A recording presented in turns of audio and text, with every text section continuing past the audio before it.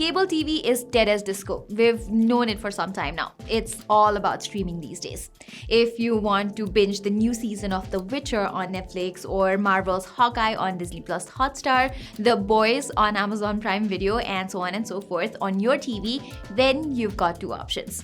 Either buy a relatively expensive smart TV that supports all those OTT platforms, or get a streaming device that can even turn a basic television smart by connecting to an HDMI source. And that's exactly what I'll be talking about today. Not smart TVs, but the best streaming devices. For this video, I've been testing out some popular TV sticks that you can buy right now, all under $50. So the first one on my list is the Google Chromecast, which by the way is my favorite streaming device of the bunch. It's not perfect, no, but for someone like me who always carries an Android phone and does not own any Alexa device, Chromecast does it all. Powered by ARM's quad-core Cortex-A55 CPU alongside 2GB of RAM and 8GB of internal storage, it runs pretty damn smooth. As the name implies, this thing runs on Google TV, which is an upgraded version of the Android TV interface that's popular on most smart TVs. The Home tab is where you'd be spending most of the time with the Chromecast. It hosts a rearrangeable list of your installed apps, followed by the Continue Watching section. Then there are the separate tabs for your installed apps. But like on older Android TV interface, I wish I could change the hierarchy of how they appear. In my case, Chromecast failed to show Prime Video recommendations and was instead limited to Netflix, YouTube, and Google Play Movies and TV. About the playback quality itself, well, it does not disappoint. I watched a couple of 4K HDR compatible videos on multiple platforms and they played like a charm. Similarly, the Chromecast can play compatible Dolby Vision and Dolby Atmos contents without breaking a sweat. For even superior colors, Chromecast also supports up to 12-bit colors. Then again, your TV should be 12-bit compatible as well.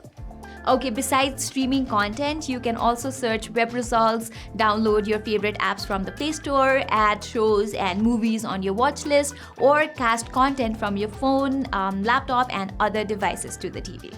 Yet, storage could be big trouble in the long run, since just after installing a couple of apps and setting up a Crits profile, I am left with roughly 750 MB of free space out of the 4.4 GB available. Okay, let's briefly go over its design now. Because the Chromecast does not have a traditional stick-shaped design, it slots non-intrusively on most TVs. That's why Google does not ship an HDMI extender inside the box. And its remote is something to admire as well. From its ergonomic design to the soft feedback buttons, this is one of the best TV remotes out there. Plus, it even has a dedicated button to switch between input devices connected to the TV. Okay, next up we have the Amazon Fire TV Stick 4K. Now, before getting into the nitty-gritty details, you need to know that there's a newer version of this streaming stick called the Fire TV Stick 4K Max. It's $5 more expensive, but for the added cost, it brings a whole lot of value. From faster performance, Wi-Fi 6 support, to all the more buttons on the remote, the Max edition is well worth the extra money. That's not to say that the regular Fire TV Stick 4K is any slouch. In fact, among all the streaming devices I've tested so far, it's the fastest. Running on a custom Fire OS platform, which is still based on Android, by the way, I haven't faced any major performance hiccup here. However, the way Amazon so aggressively pushes Prime Video content here is overwhelmingly frustrating. The home screen is littered with recommendations from Prime Video across several genres, and neither they can be customized.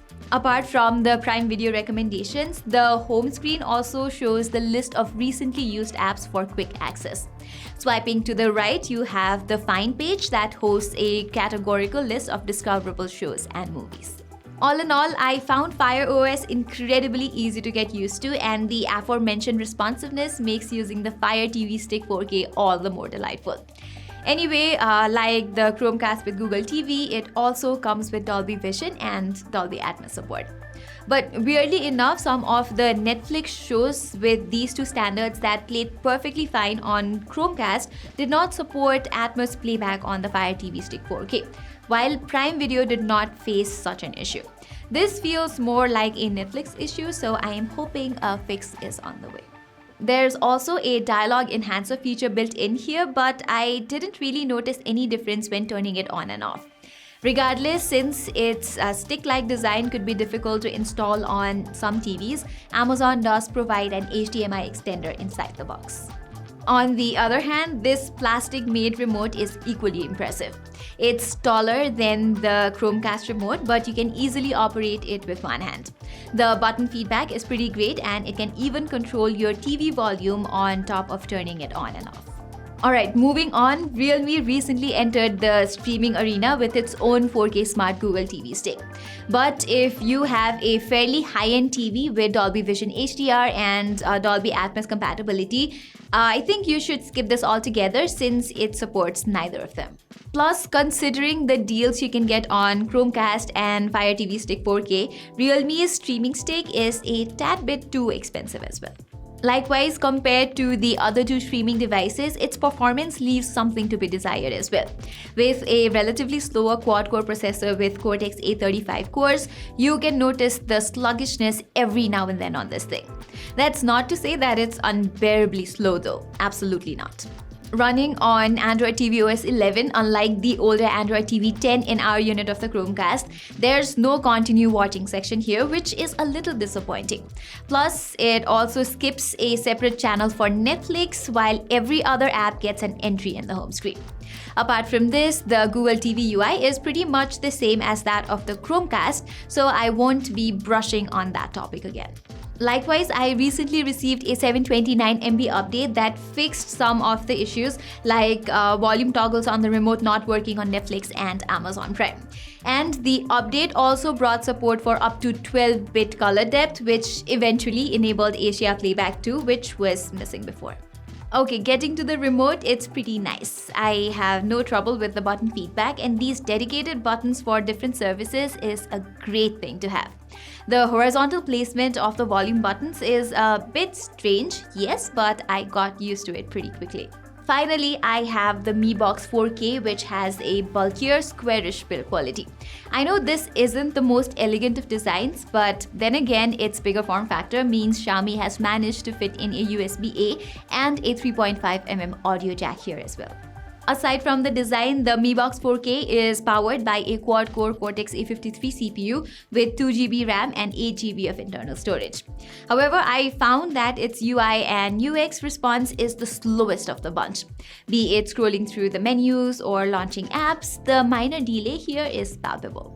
Like Realme's 4K TV stick, it cannot play Dolby Vision or Dolby Atmos content either. But I had no trouble playing HDR videos here. Yet, unlike Xiaomi TVs, the Mi Box 4K does not have patch wall built in. Thus, the patch wall button on the Mi Remote is replaced by a menu button instead that triggers your TV's app list. And about this remote, well, I don't like it. The form factor is just fine, but the buttons are a little too stiff, especially the circular D-pad. In related news, Xiaomi recently announced TV Stick 4K, which is the direct successor to the aging Mi TV Stick.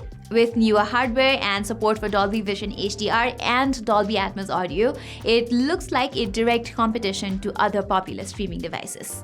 As a result, even if you just own a full HD TV or don't care about the premium HDR standards, I would not suggest getting the older Mi TV Stick. It's way too stuttery and lacks even the most basic HDR playback. So there you have it, guys. That was it for my topics of the best streaming devices under $50. As evident from everything that I've discussed so far, Google's Chromecast and the Amazon Fire TV Stick 4K are among the best options available. Brands like Xiaomi and Realme are doing pretty good in this space as well, but they've got a lot more refining to do. With that, I am Pratima Adhikari, and I will see you in my next video.